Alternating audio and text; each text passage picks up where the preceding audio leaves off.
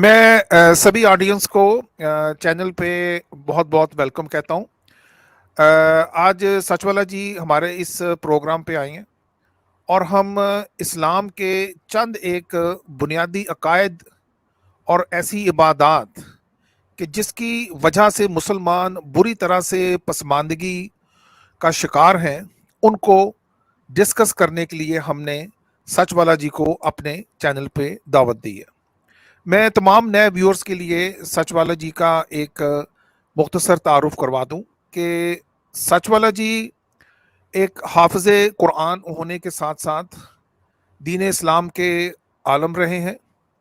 इसके अलावा सचवाला जी को अरबी ज़ुबान पर भी एक मुकम्मल अबूर हासिल है। तो सचवाला जी, आपका इस प्रोग्राम में बहुत बहुत वेलकम। आपके शुक्रिया कि आप आए और आपने वक्त निकाला।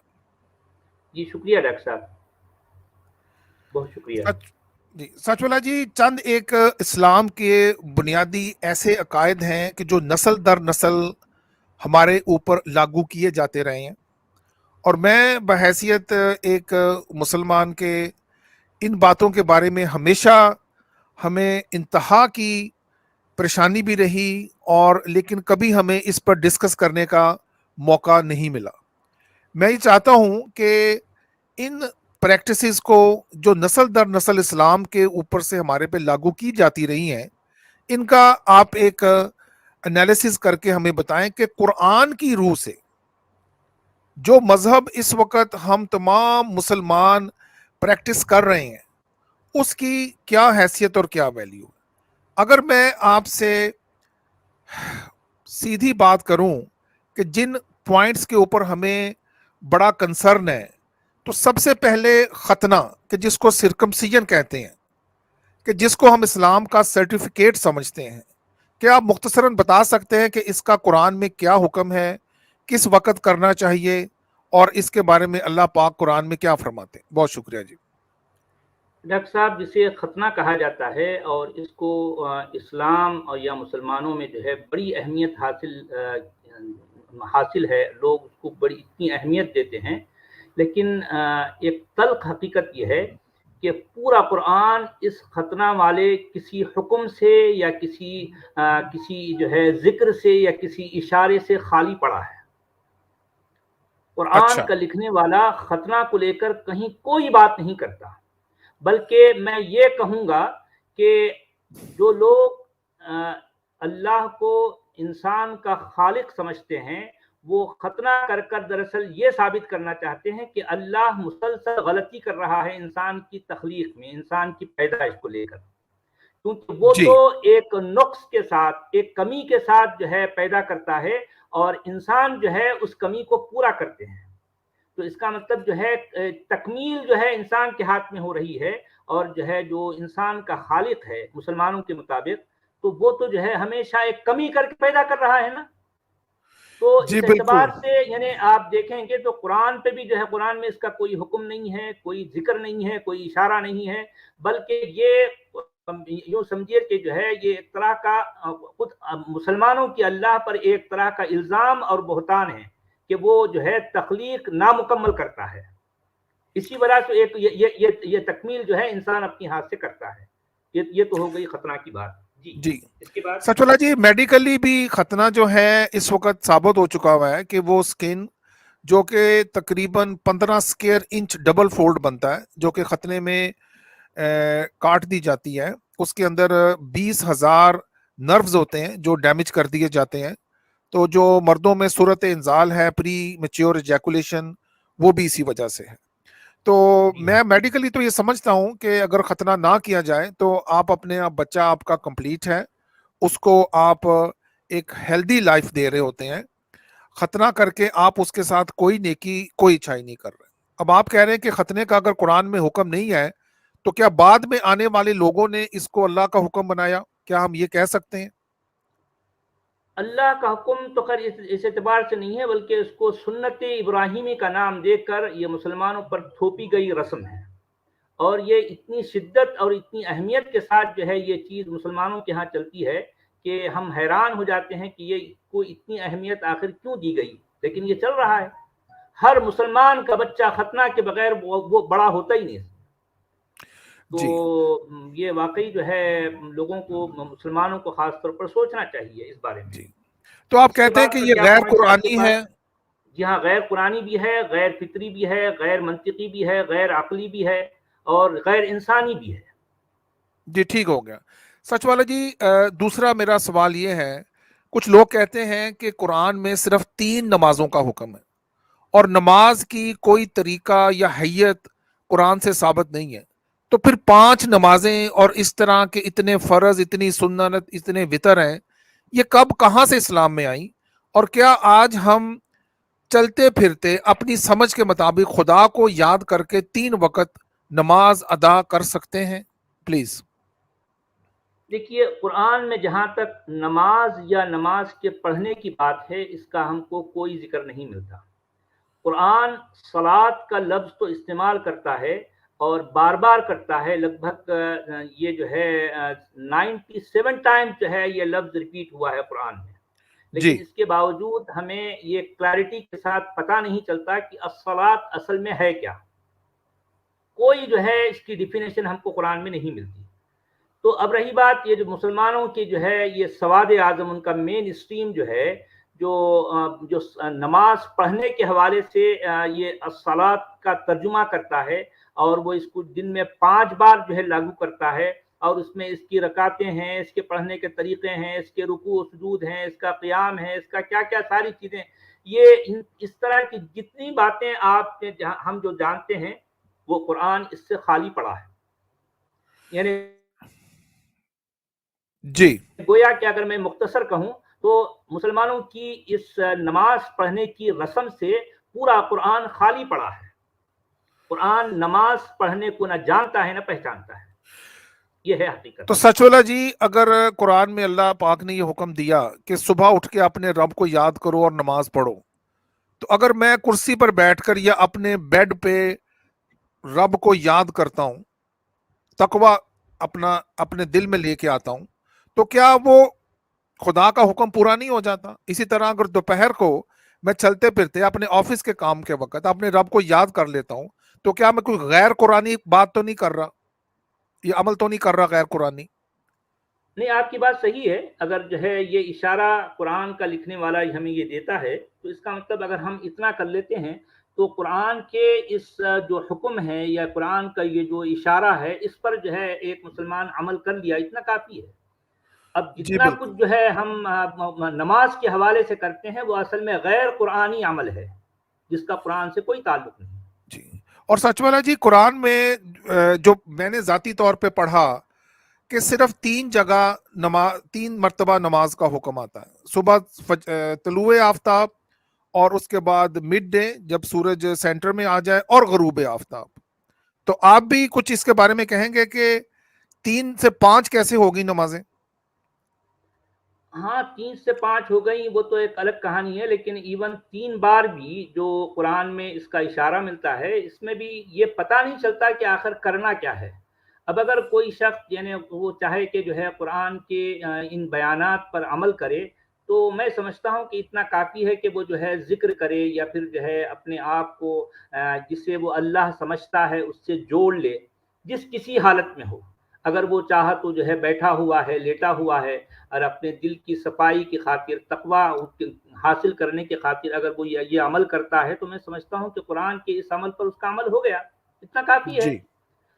کافی سچ ہے والا اتنا. جی، ایک اور بات بتا دیں کہ ہمیں بچپن سے کہا گیا کہ نماز جنت کی کنجی ہے. تو کیا ایمانداری، سچائی، نیکی وہ جنت کی کنجی نہیں ہے؟ اب مسلمان جھوٹ بولنے پہ لگے ہوئے ہیں، ملاوٹ کرنے سے باز نہیں آتے، تو کیا نماز جنت کی کنجی ہے؟ میں جھوٹ بول کے، بے ایمانیاں کر کے، اپنے تمام بھائیوں کا حق مار کے، تو کیا پھر بھی میں نماز پڑھ کے جنت میں چلا جاؤں گا؟ کیا اس جگہ پہ آپ اس پوائنٹ پہ کچھ کہنا چاہیں گے پلیز؟ Thank you. دیکھیے، نماز جنت کی کنجی جو کہا گیا ہے، یہ دراصل بالکل ایک یوں سمجھیے کہ غیر اسلامی، غیر قرآنی سوچ ہے.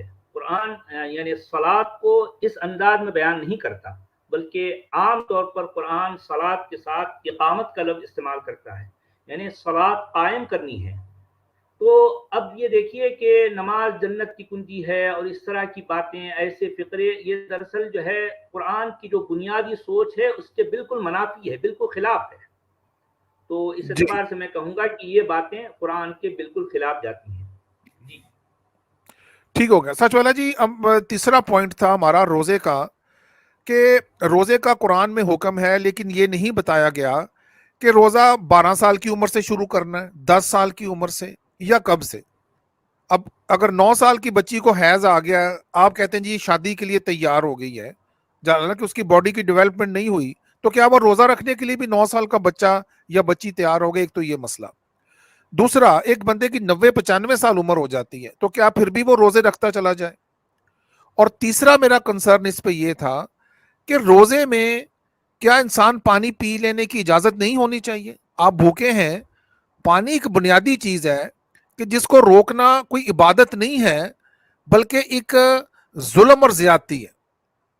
تو اس بارے میں کیا کہیں کہ اگر آپ فتویٰ دینے کی بات میں اگر آپ سے کہوں، وہ کہ آپ سے میں نے پوچھا تو آپ نے کہا کہ آپ فتویٰ نہیں دے سکتے، آپ صرف ڈسکس کریں گے، لیکن کیا آپ یہ کہہ سکتے ہیں کہ روزے میں پانی پی لیا جائے تو پھر بھی روزہ قائم رہ سکتا ہے اور ایک عبادت ہو سکتی ہے خدا کے حضور میں؟ اس پہ پلیز بات کر دیں. Thank you. دیکھیں، قرآن میں الصیام یا الصوم کا لفظ آتا ہے.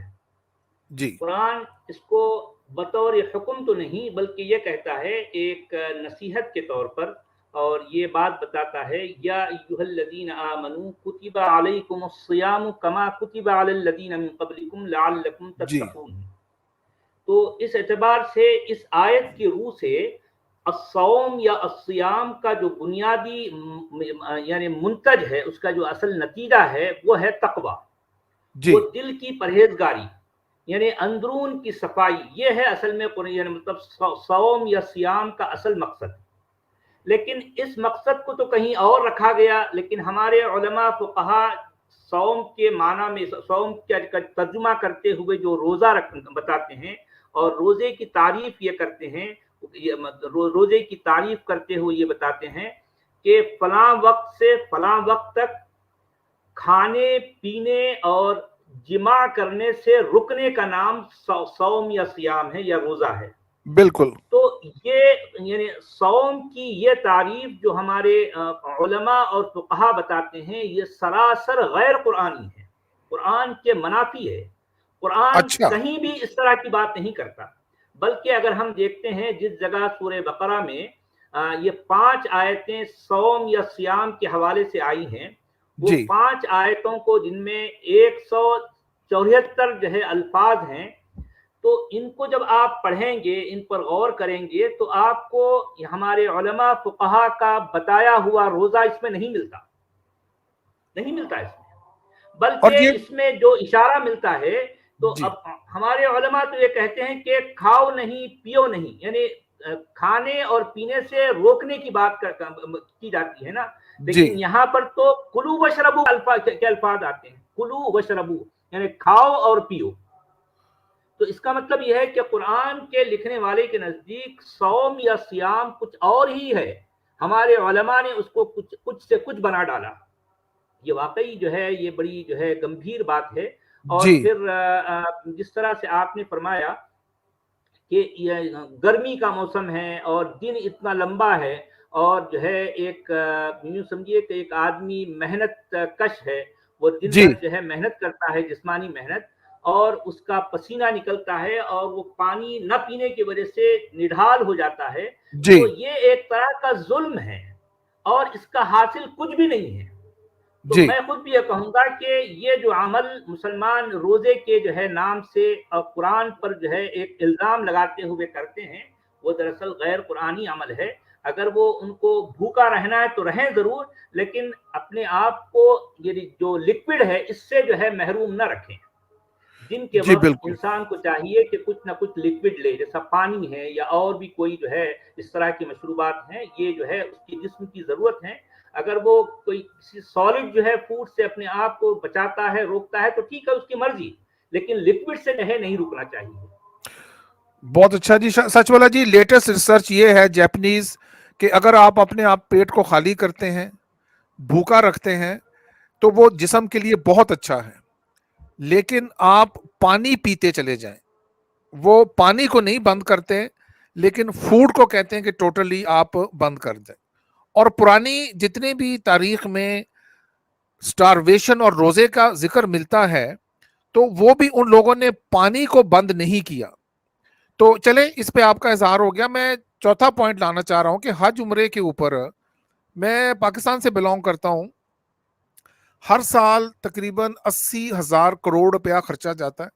2 लाख बंदे हज करते हैं और 20 लाख बंदे उम्रा करने जाते हैं। पाकिस्तान में हज अब 6.5-7 लाख रुपया हो गया है और उम्रा भी कम से कम कोई 2 लाख रुपए का है। तो मेरा ख्याल कि आप चूंकि बॉर्डर के दूसरी तरफ इंडिया में हैं, इतना ही कोटा आपका भी हज और उम्रे का है। तो आप इस पे क्या कहेंगे कि हज कैसी इबादत है? क्या ये उन लोगों के लिए फर्ज था और गरीब कहाँ गया? इस पे आप क्या कहना चाहेंगे? क्या हम वो पैसा किसी इधर गरीब को देंगे और हमारा हज कबूल हो सकता है? कुरानी इतबार से भी ये सवाल है आपसे। शुक्रिया जी।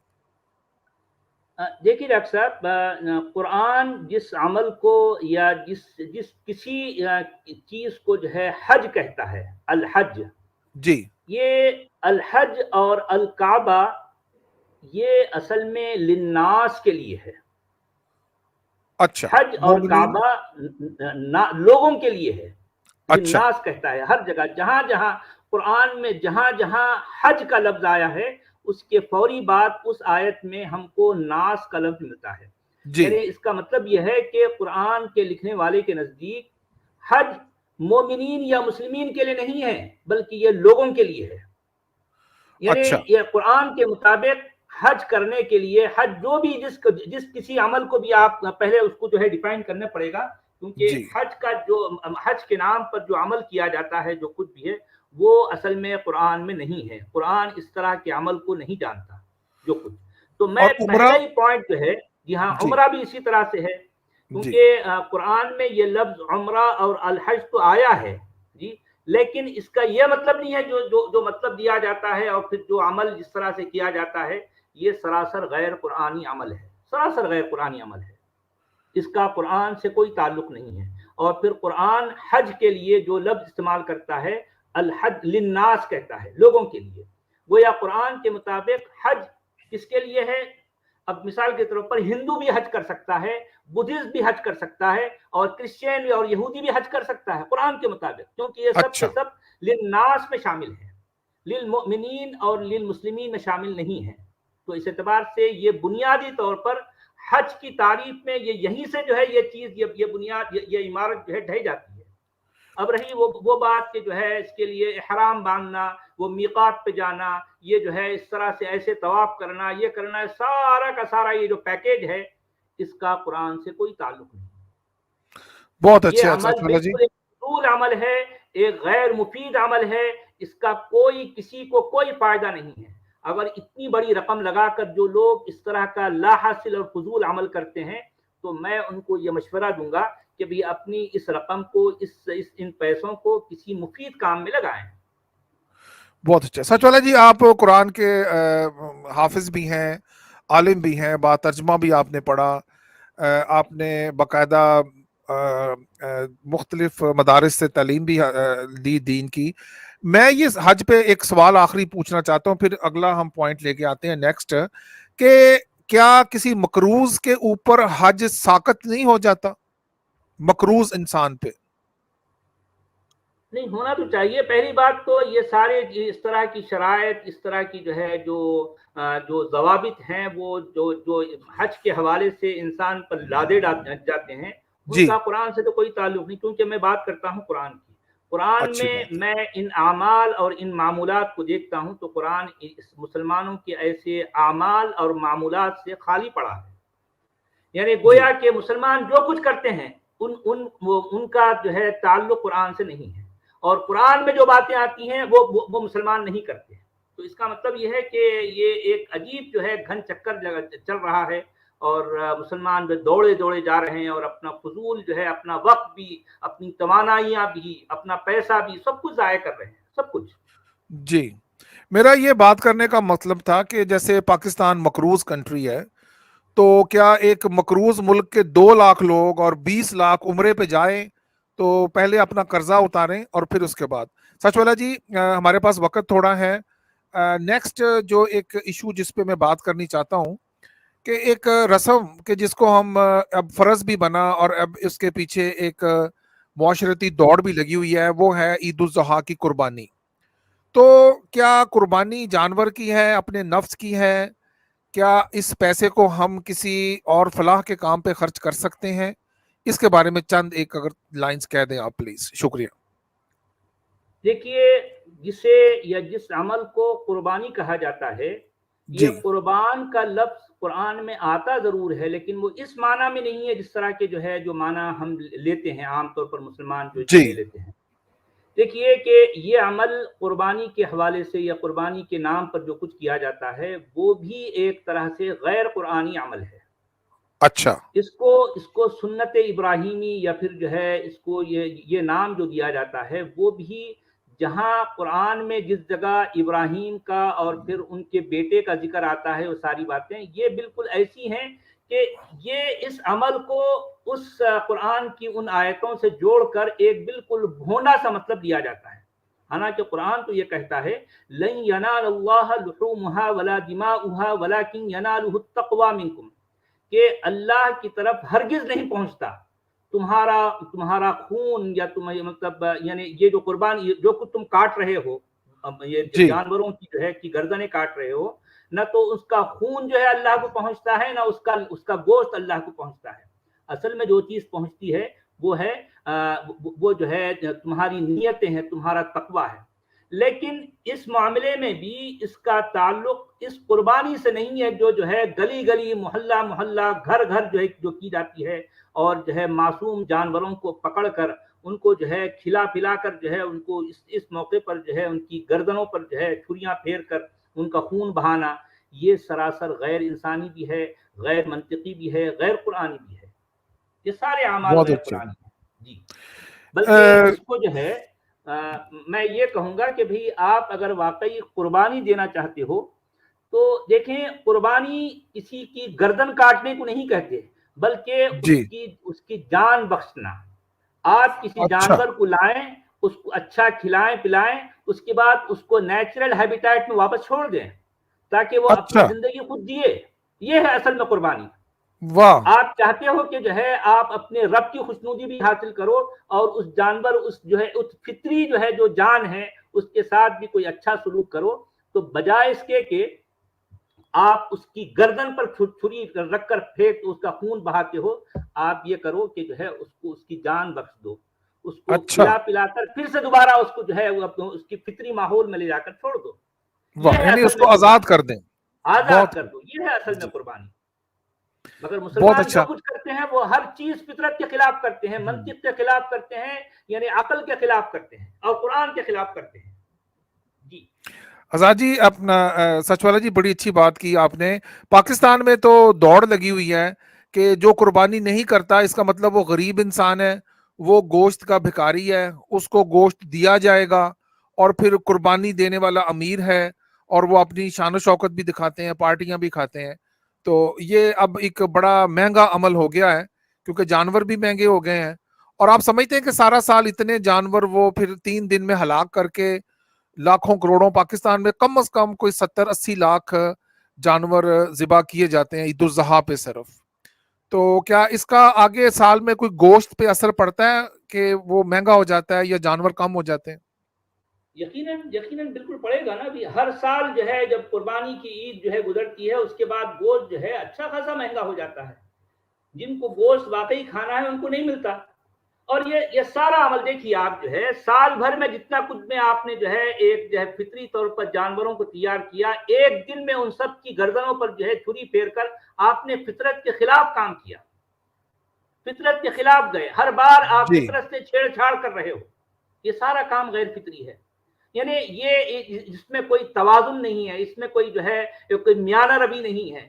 آپ ہر کام فطرت کے خلاف کر رہے ہو. مسلمانوں غور کرو. جی اور بلکہ میں یہ کہوں گا کہ مسلمان اگر چند سال تک کہ ان کی یہ حج اور عمرہ اور یہ قربانی کے عمل کو اگر وہ چھوڑ دیں چند سال تک، تو میں اس بات کی ضمانت دے سکتا ہوں کہ مسلمان قوم کی تقدیر سنور جائے گی، معاشی طور پر اچھا وہ دوسری اور قوموں سے کہیں آگے نکل جائیں گے۔ مگر کیا کیا جائے، ان کو ان عباسی جو ہے کارندوں نے، جس کو یہ اسلام نامی جو ہے آئیڈیالوجی کو تراش کر ان کے سر پر تھوپا ہے، یہ ان کو کہیں کا نہیں رکھا مسلمانوں کو۔ یہ سب باتیں جی سوچنے لائق ہے جی۔ سچ والا جی، یہ اکنامک افیکٹ حج عمرے کا اور قربانی کا تو واقعی بہت زیادہ ہے، یہ کئی لاکھ کروڑ ڈالر بن جاتے ہیں۔ آپ یہ سمجھ رہے ہیں کہ انڈیا کے جو مسلمان ہیں وہ اتنا پیسہ اگر بچا لیں تو اپنے بچوں کا فیوچر اور یہ اس کی ڈیولپمنٹ پہ لگایا جا سکتا ہے؟ کیا ایسا کوئی یقیناً سینٹرل فنڈ قائم ہو سکتا ہے کہ جہاں پہ یقیناً ہونا کوئی تو چاہیے جی جی، یقیناً سچ والا ہونا جی، چاہیے دو پوائنٹ ہمارے رہ گئے جس میں مجھے آپ کا وقت درکار ہے۔ جی۔ جو ہمارا نیکسٹ پوائنٹ آ رہا ہے وہ ہے قرآن کا بچوں کو حفظ کروانا۔ کیا قرآن کے اندر اس کا حکم ہے اور اس کا ایسا ثواب ہے کہ 7 پشتیں بخشی جائیں گی؟ ایسی بات کچھ ہے قرآن میں؟